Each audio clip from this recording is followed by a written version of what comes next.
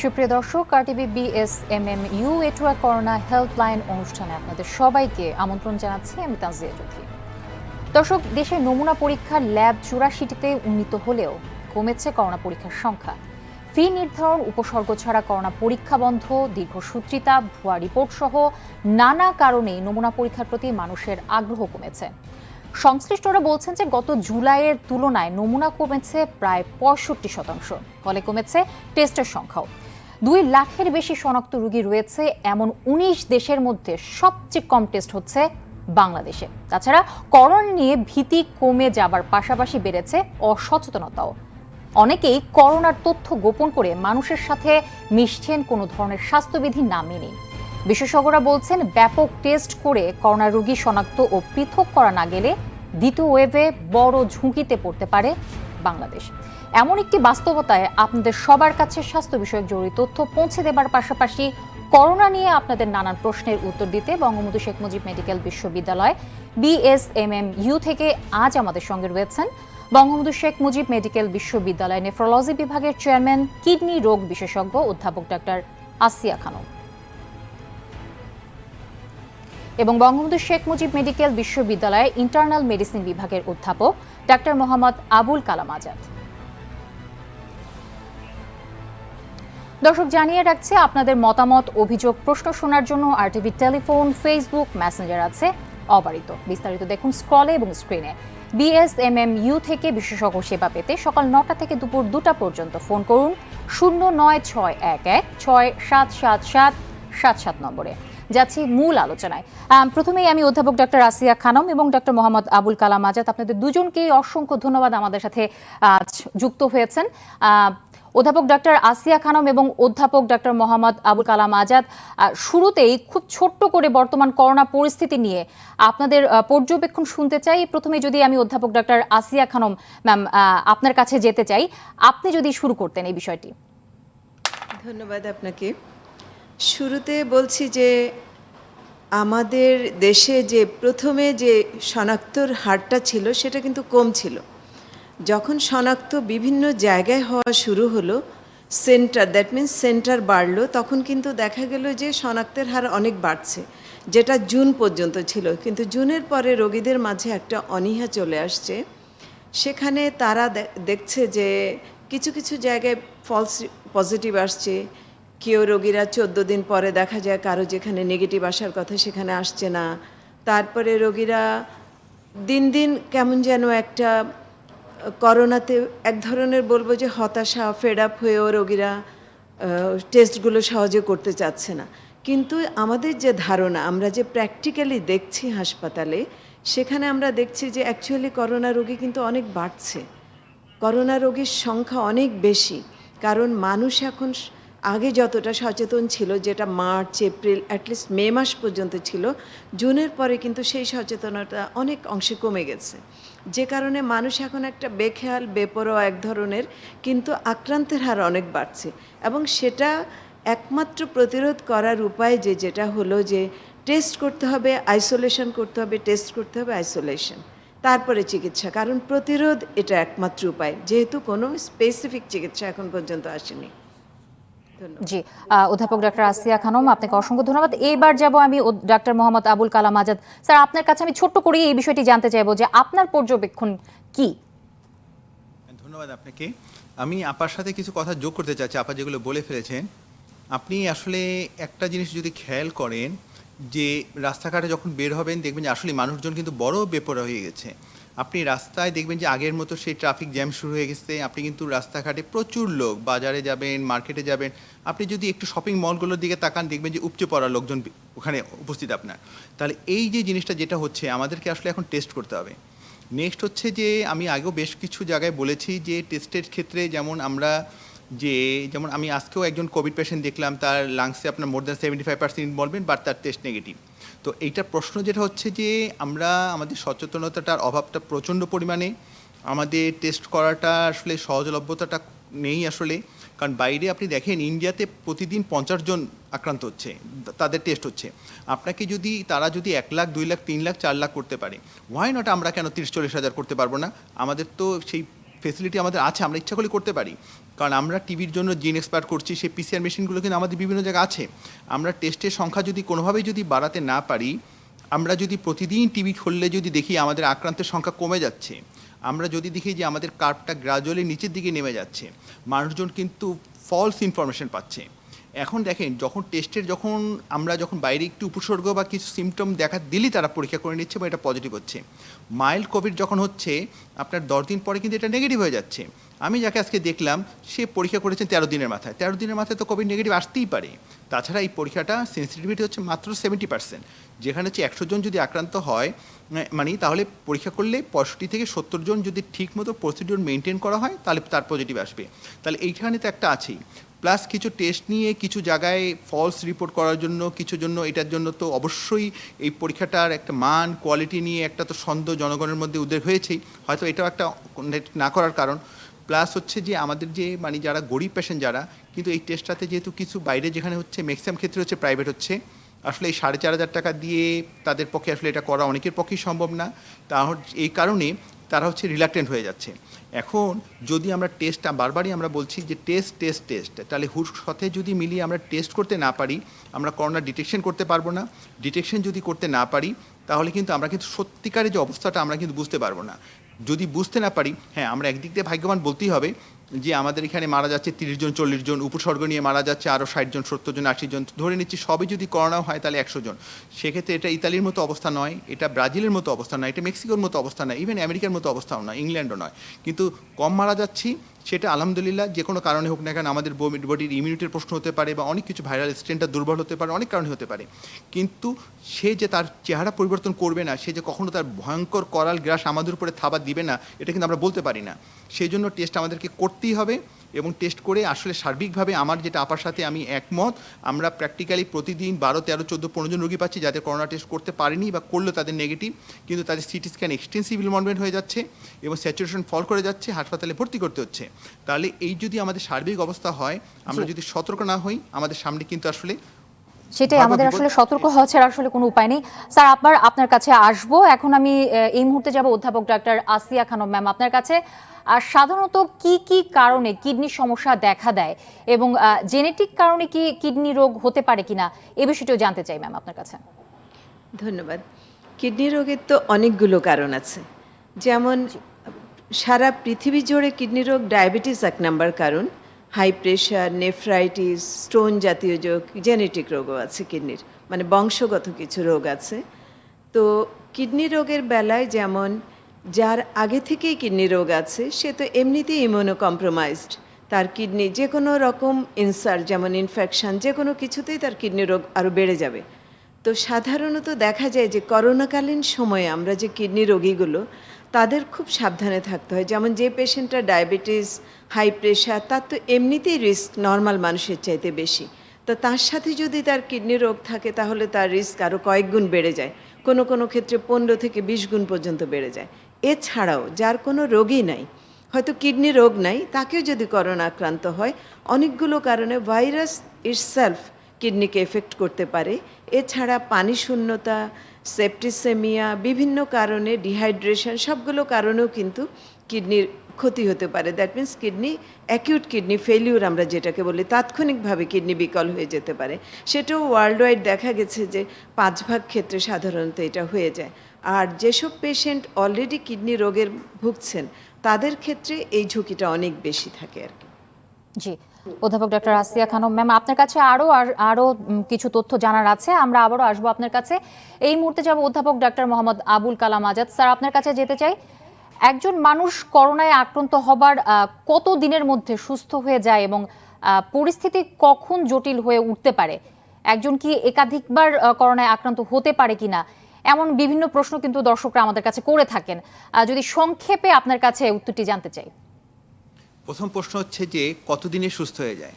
Majority ক্ষেত্রে কিন্তু corona 80 থেকে আমরা বললেন যে 85% ক্ষেত্রে কিন্তু আসলে এটা খুবই মাইল্ড ডিজিজ, একটু সাধারণ যে অন্যান্য ভাইরাল ফ্লুর মতোই এটা ভালো হয়ে যাচ্ছে।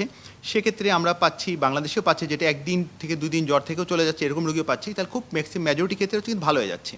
এখন কার ক্ষেত্রে খারাপ হবে, এইটা আসলে কিন্তু আগে থেকে প্রেডিক্ট করা ভেরি ডিফিকাল্ট। তবে কিছু বায়োকেমিক্যাল মার্কার আছে, কিছু ইনভেস্টিগেশনের মার্কার আছে যেগুলো দিয়ে আমরা বুঝতে পারি যে হ্যাঁ এগুলো খারাপের দিকে যেতে পারে। যখন কোভিডে যাদের ক্ষেত্রে কিছু কিছু রোগীর ক্ষেত্রে আমরা পাই যে জ্বর ভালো হচ্ছে না, 9 দিন 10 দিন হয়ে যাচ্ছে, হ্যাঁ তারা খারাপের দিকে যেতে পারেন। আমরা সিবিসি করে নিই, ডাব্লিউবিসি কাউন্ট যেটা নর্মালি করা হয়। যদি দেখি যে হ্যাঁ আমাদের লিম্ফোসাইট কাউন্টটা কমে যাচ্ছে, এটা বুঝি যে এই রোগীটা খারাপ হতে পারে। যদি আমরা একটা ফেরিটিন নামে একটা পরীক্ষা করে থাকি রক্তের, যদি এটা অনেক বেড়ে যাচ্ছে, এটা একটা খারাপ একটা প্রগনোস্টিক সাইন দেয়, যেটা বলে যে অনেক সময় সাইটোকাইন রিলিজ সিনড্রোমের দিকে যেতে পারে রোগীগুলো। যদি ডি ডাইমার দেখে আমরা বুঝি যে হ্যাঁ করোনাতে মারা যাওয়ার সবচেয়ে বড় কারণ হচ্ছে হার্টে হতে পারে, ফুসফুস হতে পারে, কিডনি থেকে শুরু করে ব্রেন, সব জায়গায় রক্তগুলো জমাট বেঁধে যেতে থাকে। তো জমাট বেঁধে যাওয়ার জন্য সেই অর্গানগুলো আলটিমেটলি অক্সিজেন পায় না এবং আমরা বলি হাইপোক্সিয়াতে অর্গানগুলো ফেল হয়ে মারা যায়। তো সেইটা যদি হয়ে থাকে সেক্ষেত্রে আমরা দেখা যায় রক্ত জমাট বাঁধার একটা মার্কার আমরা বলি ডি ডাইমার। ডি ডাইমারটা আমাদের একটা ধারণা দিচ্ছে। তাহলে এই যে জিনিসগুলো সিআরপি, এই রোগীগুলো কিন্তু দে আর মোর প্রোন টু ইনফেকশন সেকেন্ডারি। যদি হয় তখন এই রোগীগুলো খারাপের দিকে চলে যেতে পারে। এখন স্যার, এই মুহূর্তে একজন দর্শক আমাদের সাথে যুক্ত হয়েছেন, আমি আবারও আপনার কাছে ফিরবো। দর্শকের প্রশ্নটি নিয়ে একসাথে আপনার সাথে এই বিষয়ে আলোচনা করব। দর্শক আসসালামু আলাইকুম, কে বলছেন? আপনার নাম সহ প্রশ্নটি করুন। জি, আসসালামু আলাইকুম। ওয়ালাইকুম আসসালাম। জি, আপনার প্রশ্নটি করুন। আমি ডাক্তার আবুল কালাম আজাদ স্যারের কাছে একটা প্রশ্ন রাখতে চাই। আমি মিরপুর থেকে বলছি। তো আমার তো 25 তারিখ থেকে জ্বর ছিল, তো 10 দিন পরে আমরা সামান্য জ্বর ছিল, অন্য কোনো উপসর্গ ছিল না। ওনার বয়স 65। তো অন্য কোনো উপসর্গ ছিল না, আমরা মনে করেছি নর্মাল জ্বর, অন্য কোনো উপসর্গ নেই। টেস্ট করা হয়েছে গত 3 দিন আগে, তারপরে পজিটিভ পেয়েছিলাম আমরা। তারপরে আজকে তার 14তম দিন অতিবাহিত হয়ে গেছে। তার জ্বর এখন 97-এ, এবং তার একটাই সমস্যা এখন, সেটা হলো তার না লাঞ্চে দেখা গেছে একটু কফের ভাব আছে, আর একটু একটু করে কফ বের হচ্ছে, আর মাথা দুর্বলতা এবং মাথা ঘোরানোটা আছে। তো এইটা থেকে দুর্বলতা, মাথা ঘোরানো এবং একটু যে কফ বের হচ্ছে, এটা থেকে আমরা কিভাবে আগাবো আর কি, কোন চিকিৎসায় যাব? দর্শক আপনি আমাদের সঙ্গেই থাকুন। ডক্টর মোহাম্মদ আবুল কালাম আজাদ স্যার, আপনি কি বলবেন আমাদের দর্শক? ধন্যবাদ বলছি আপনাকে। তো এখন হচ্ছে যেহেতু আপনার 25 তারিখ থেকে আপনার সিমটোমেটিক ছিলেন, তাহলে ওদিকে 6 দিন আর আজকে আমার 9 দিন, আমার তাহলে 15 দিন প্রায় হয়ে গিয়েছে। তো এখন যেহেতু আপনার এখন জ্বর সেভাবে আসলে নেই, কিন্তু আপনার কফটা একটু বের হচ্ছে। করোনাতে সাধারণত যেটা হয়, কাশিটা ইউজুয়ালি ড্রাই থাকে, বাট কিছু কফ বের হতে পারে। সেক্ষেত্রে প্রশ্ন থেকে যায় যে সেকেন্ডারি, যেটা বলছিলাম যে সেকেন্ডারি ব্যাকটেরিয়াল ইনফেকশন হলো কি না, এটা একটু দেখতে হবে। তাহলে এই ক্ষেত্রে আমরা একটা করে নিতে পারি যে রক্তের কিছু মার্কার কথা আমরাগুলো বললাম, সাথে আমরা একটা সিটি স্ক্যান করে নিতে পারি। কারণ করোনাটা যখন আমরা মাইল্ড থাকে তখন আসলে এটার কোনো ট্রিটমেন্ট প্রয়োজন হয় না। ট্রিটমেন্ট হচ্ছে নর্মাল সিমটোমেটিক, একটু অ্যান্টিহিস্টামিনিক, একটু কাশি থাকলে কাশির ওষুধ দিব। হ্যাঁ, আর বাজারে যে প্রচলিত যে কতগুলো ধারণা আছে যে এজিথ্রোমাইসিন, ডক্সিসাইক্লিন, এগুলো আসলে এখন স্টাডি করে প্রুফ নয়, এগুলো আন্ডার ইভ্যালুয়েশন, এগুলো আসলে কোনো ট্রিটমেন্টের মধ্যে পড়ে না। হ্যাঁ, তো আমরা সেক্ষেত্রে আপনার ক্ষেত্রে হচ্ছে এইচআরসিটি করে নেওয়াটা হচ্ছে সবচেয়ে বেস্ট, যেহেতু আপনার বয়স 65, আমি মনে করি যে করে নেওয়া উচিত। যদি সাথে আমরা একটু প্রোক্যালসিটোনিনটা করে নিতে পারি, সিআরপি যে মার্কারগুলো বললাম এগুলো করব। যদি দেখি যে হ্যাঁ আমার ইনফেকশন থাকে, সেক্ষেত্রে আমাদেরকে অ্যান্টিবায়োটিক একটা নিতেই হবে। এবং কাশিটার একটা বিশাল বড় কারণ হচ্ছে রক্ত জমাট বেঁধে যাওয়া। সেক্ষেত্রে আমাদেরকে ব্লাড থিনার একটা জিনিস বলি আমরা, এনক্সাপ্রিন ইনজেকশনটা আপনাকে দিতে হতে পারে। এটা একটু কতটুকু ডোজ হবে সেটা আপনার বিশেষজ্ঞ যে চিকিৎসক উনি আপনাকে অ্যাডজাস্ট করে নেবে, অথবা আপনি আমাদের বঙ্গবন্ধুর ফিভার ক্লিনিকে এসে যোগাযোগ করলে আমরা এখানে আপনাকে ডোজটা অ্যাডজাস্ট করে দিতে পারবো ইনশাল্লাহ। নিশ্চয়ই আমাদের দর্শক তার প্রশ্নের উত্তরটি পেয়ে গেছেন। এই মুহূর্তে আরো একজন দর্শক আমাদের সাথে যুক্ত হয়েছেন। দর্শক কে বলছেন, নাম সহ প্রশ্নটি করুন এবং আমাদের সাথেই থাকুন। আসসালামু আলাইকুম। ওয়ালাইকুম আসসালাম। জি দর্শক, আপনার নাম সহ হ্যাঁ প্রশ্নটি করুন। আমার প্রশ্ন হচ্ছে, আমার ওয়াইফ বয়স 21 বছর, ওর গোল ব্লাডারে পাথর আছে আর কি। তো ইন দিস টাইম ওনারা অপারেশন করতে বলতেছে, কিন্তু অপারেশন তো এখন এই সময় আমি অপারেশন করাতে যাচ্ছিলাম। তো কিন্তু ওর মাঝে বুকের মাঝখানে প্রচুর ব্যথা হয়, মানে কষ্ট হয়, বুকের মাঝখান থেকে প্রচুর পরিমাণ ব্যথা হয়। তো এই জন্য আমি কোন ওষুধটা খাইতে পারি, বা এই ব্যথাটা যাতে কম হয়, এই জন্য আসলে কি হবে? ডক্টর মোহাম্মদ আবুল কালাম আজাদ স্যার, আপনার কাছে যদি বিষয়টি জানতে চাই। জি ধন্যবাদ। যেহেতু আমরা কতগুলো ক্ষেত্রে বলি, যদি আপনার কোনো ডায়াবেটিস না থাকে, গল ব্লাডারের ওয়ালের থিকনেস বা অন্য কোনো যদি সমস্যা না থাকে, এখন সেক্ষেত্রে আমরা যদি বলি পাথরেরটা হচ্ছে সাইজের একটা কোশ্চেন থেকে যায়। পাথর যদি মাল্টিপল থাকে, স্মল থাকে, সেই পাথরগুলো অনেক সময় হয় কি পিত্তনালী দিয়ে বের হয়ে, আমরা বলি যে আপনার কোলোডোকাল যেটা বলি যেটা নেমে আসে গলব্লাডার কমন বাইল ডাক্ট, যেটা বের হয়ে এসে অনেক সময় মুখে মানে যেটাকে আমরা বলি অ্যাম্পুলা ভেটা ডাক্তারি ভাষায় বলি, তার মুখে এসে আটকে যায়। গেলে তখন প্রচণ্ড ব্যথা হতে পারে, অ্যাকুট প্যানক্রিয়াটাইটিস করতে পারে, এটা আপনার জন্ডিস করতে পারে। ওইটা একটা বেশ বিরাট বড় একটা হ্যাসেল, ওটা আসলে ম্যানেজ করাটা অনেক কঠিন হয়ে যায়। সেক্ষেত্রে আমরা ছোটো পাথর যখন থাকে তখন আমরা বলি যে হ্যাঁ এটা কেটে নেওয়াটাই হচ্ছে বেস্ট। আর সেক্ষেত্রে যদি পাথর যদি সিঙ্গেল থাকে, মনে করেন যে বড় থাকে, সাধারণত একটাই ভয় থাকে বড় পাথরের, যে হ্যাঁ এটা অনেক সময় থাকলে, লম্বা সময় থাকলে ক্যান্সার হতে পারে। তো লম্বা সময় থাকলে ক্যান্সার হতে পারে। তো করোনাকালীন সময় আমরা বলি যে আসলে কোনো এমার্জেন্সি ওটি ছাড়া যে কোনো ওটিটা আসলে অ্যাভয়েড করাটাই হচ্ছে বেস্ট। যদি আপনার এই যে ক্রাইটেরিয়াগুলো যদি ফুলফিল না করে, তো এই করোনাকালীন সময় না করাটাই ভালো। এই জন্য কারণ আপনি যেখানে আপনি অপারেশন করবেন সে ওটির কোনো একজন স্টাফ করোনা আক্রান্ত থাকতে পারে। কারণ আপনাকে অপারেশন করার সময় আপনাকে মাস্ক খুলে ব্যবহার করতে হবে। সে পরিবেশ আপনার, আমাদের বেশ কিছু ডাক্তার কিন্তু এই ওটি করতে গিয়ে বা প্লাস কিন্তু এন্ডোস্কোপি করাকালীন সময় তার এক্সপোজারের জন্য তারাও কিন্তু মারা গিয়েছেন। তাহলে এক্ষেত্রে হচ্ছে যে বেটার যদি আমার এই ক্রাইটেরিয়াগুলো ফুলফিল না করে, আমরা পরে সময় সুযোগ মতো যখন এই করোনার বিপদ চলে যাবে তখন অপারেশন করে নিতে পারবো ইনশাল্লাহ। জি, নিশ্চয়ই আমাদের দর্শক তার প্রশ্নের উত্তরটি পেয়েছেন। এই মুহূর্তে আরও একজন দর্শক আমাদের সাথে যুক্ত হয়েছেন টেলিফোনে। দর্শক কে বলছেন, নাম বলে প্রশ্নটি করুন এবং আমাদের সাথেই থাকুন। জি আসসালামু আলাইকুম। জি আসসালামু আলাইকুম, আমি রামপুরা থেকে বলছিলাম। জি বলুন। জি আমার কিছুদিন আগে আমি ক্রিয়েটিনিন পরীক্ষা করেছিলাম, তো আমার এটা 1.3 আসছে, আবার প্রস্রাবটা একটু কম হচ্ছে। এই ক্ষেত্রে আমার করণীয়টা কি? আমি এটা অধ্যাপক ডাক্তার আসিয়া খানম। ম্যাম, আপনি কি বলবেন আমাদের দর্শককে? আচ্ছা, আপনি আপনার বয়স কত সেটা বলেন, আপনার ডায়াবেটিস আছে কিনা সেটা বলেন, হাই প্রেশার আছে কিনা এগুলো একটু আমাকে জানতে হবে। আপনার বয়স কত? আমার বয়স হলো 50 বছর। আমার ডায়াবেটিস নেই, হাই প্রেশারও নেই। আপনার ক্রিয়েটিনিন যেটা আছে সেটা আপনার বর্ডার লাইন হাই বলবো। আপনার প্রস্রাবে কোনো সমস্যা হয়, যে প্রস্রাবে বাধা পায় বা প্রস্রাব করতে দেরি হয়, এরকম কিছু সমস্যা? হ্যাঁ, প্রস্রাব করতে একটু একটু দেরি হয় আর প্রস্রাবে একটু বাধা লাগে। জি সম্ভবত আপনার প্রোস্টেট বলে প্রস্রাবের রাস্তায় একটা গ্ল্যান্ড থাকে, যেটা পুরুষদের 50-এর পরে অনেক একটু বাড়তে থাকে, সেই জন্য প্রস্রাবে বাধা পায়, সেটা হতে পারে। তো সেই জন্য অনেক সময় দেখা যায় যে এই বাধাটা যদি অনেক বেশি সময় ধরে থাকে, তাহলে কিডনিতে একটু ব্যাক প্রেশারে কিডনির ফাংশন একটু খারাপ হতে পারে। এছাড়াও আপনার হাই প্রেশার যদি থাকে, তাহলে অনেক দিন ধরে, যদি ধরেন 10 বছরের বেশি প্রেশার থাকলো, সেক্ষেত্রেও কিন্তু আপনার কিডনি ফাংশন একটু খারাপ হতে পারে। তো সেগুলো আপনাকে অ্যাকচুয়ালি ইভ্যালুয়েট করতে হবে। এই মুহূর্তে আপনার 1.2 ক্রিয়েটিনিনের জন্য কিছু করার দরকার নেই। আপনি যদি প্রেশার থাকে সেটা কন্ট্রোল করেন, আর আপনি প্রোস্টেট বড়ের জন্য যাতে আপনার প্রস্রাবটা বাধা না পায়, সেক্ষেত্রে আপনি একটু পানি খাবেন, প্রস্রাব জমিয়ে রাখবেন না। আর সেখানে প্রোস্টেটের বড় এই যে বাধা পায় সেই জন্য একটা ওষুধ আছে, সেটা আপনি পরামর্শ মতন আমরা সেই ওষুধটা আপনাকে দিতে পারি। সেই ওষুধটা খেলে আশা করি আপনার প্রস্রাবের যে বাধা পায়, যে স্লো হয়, সময় নেয়, সেই জিনিসটা কমে যাবে। তো এটা করলে আপনি সাময়িকভাবে ভালো থাকবেন। এছাড়াও আপনাকে আরও একটু অন্যভাবে ট্রিটমেন্ট দেখতে হবে, যে আপনার অন্য কোনো কারণ আছে কিনা, যে আপনার ক্রিয়েটিনিনটা যে একটু বেশি, একটু হাই, যেটা আমি নর্মালের আপার লেভেল বলবো আর কি। Thank you. জি, এই মুহূর্তে আরও একজন দর্শক আমাদের সাথে যুক্ত হয়েছেন। দর্শক কে বলছেন, নাম বলে প্রশ্নটি করুন এবং আমাদের সাথেই থাকুন। আমি জাহিদুল ইসলাম। জি জাহিদ বলুন। জি, আমি একজন শিক্ষক। আমার ডায়াবেটিস এবং প্রেশার আছে, বয়স 47। আমার পায়ের তালুতে, দুই পায়ের তালুতে এক বছর আগে থেকে প্রচন্ড ব্যথা হয়েছে, হাঁটতে সমস্যা হয়, তারপরও হাঁটি। তারপর নিউরোবি খেয়েছি আর অস্ট্রোপল্টি খেয়েছি, তারপর কমছে, অনেকটা কমছে, কিন্তু পুরোপুরি সারেনি। 3 মাস খেয়েছি। এখন কি আরো খাওয়া যাবে কিনা, এটা একটু জানতে চাই।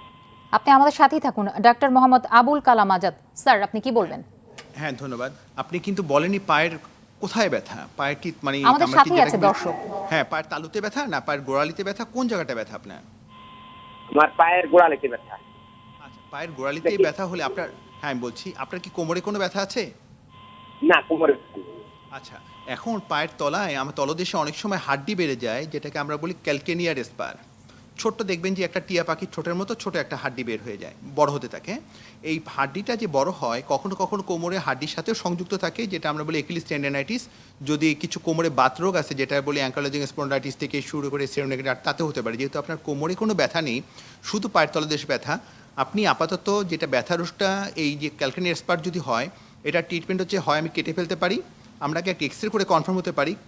এক্স রে আমরা যে পায়ে ইনভলভ, সে পায়ের ক্যালকেনিয়ামের ল্যাটারাল ভিউ করলে আমরা দেখতে পাবো।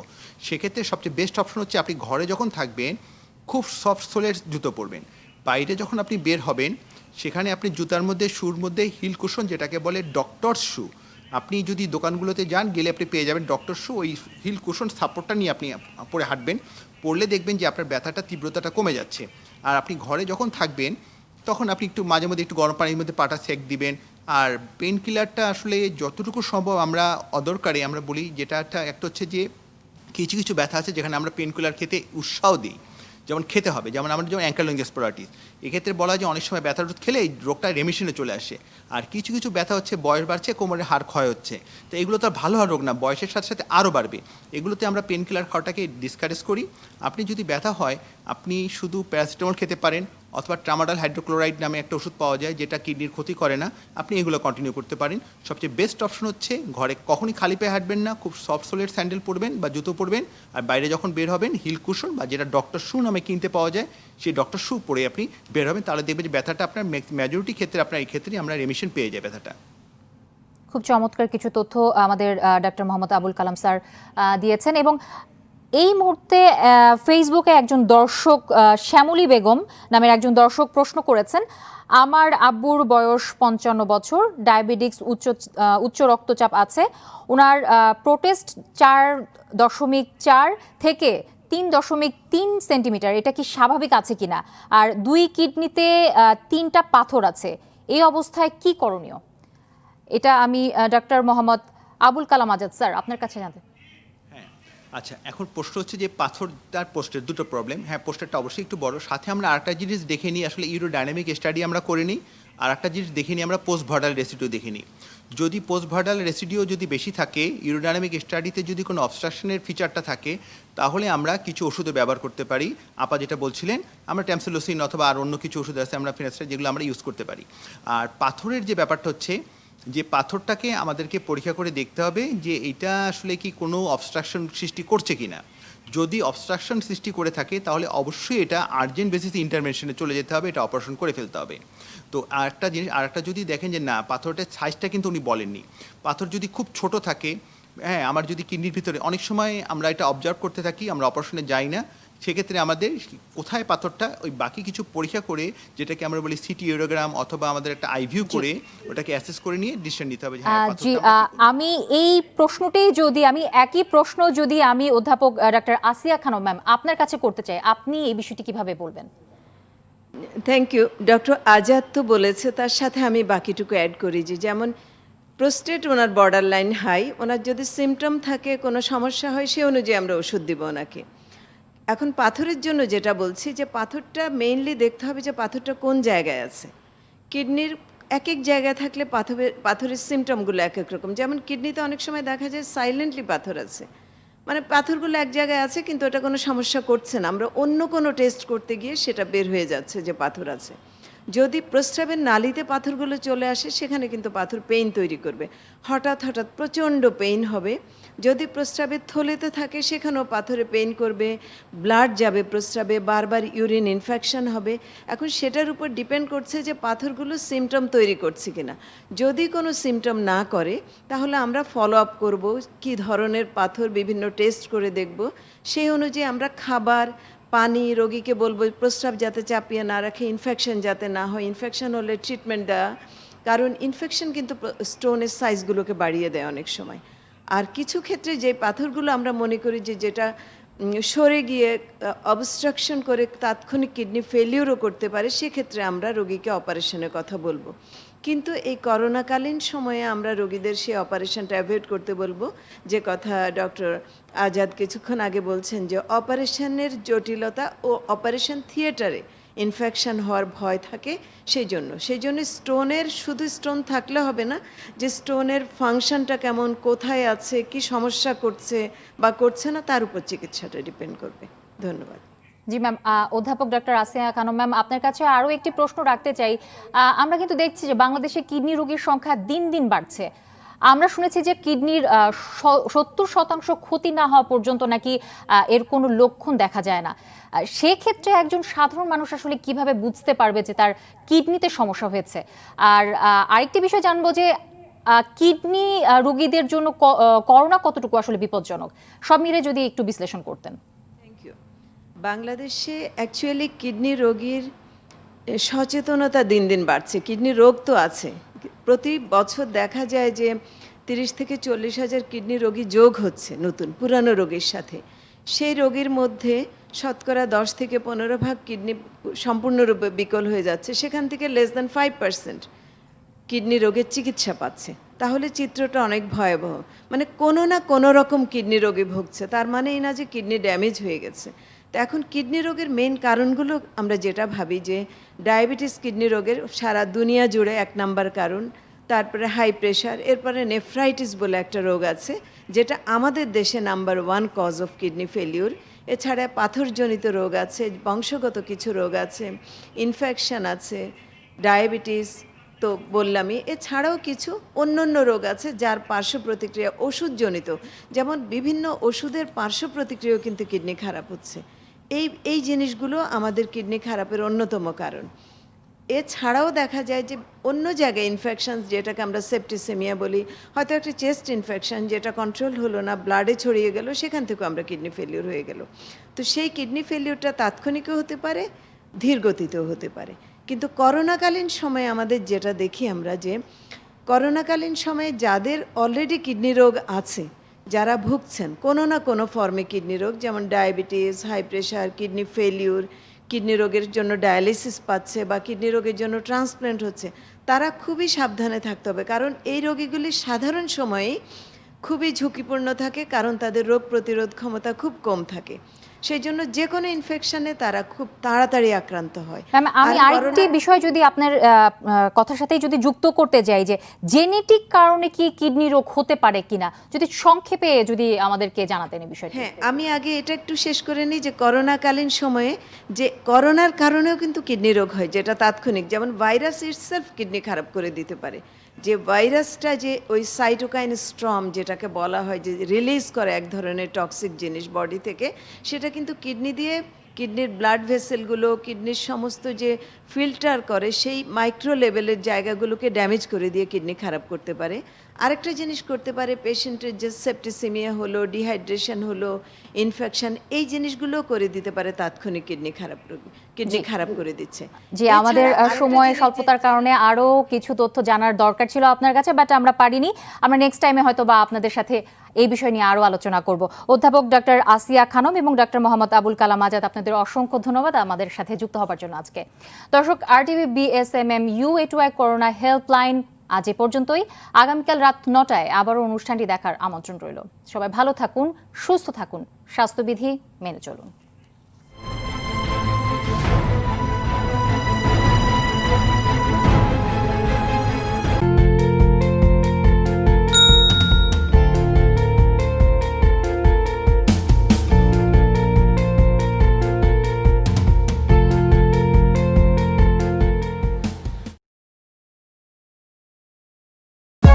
For more updates, subscribe and press the bell icon on YouTube app and never miss another update.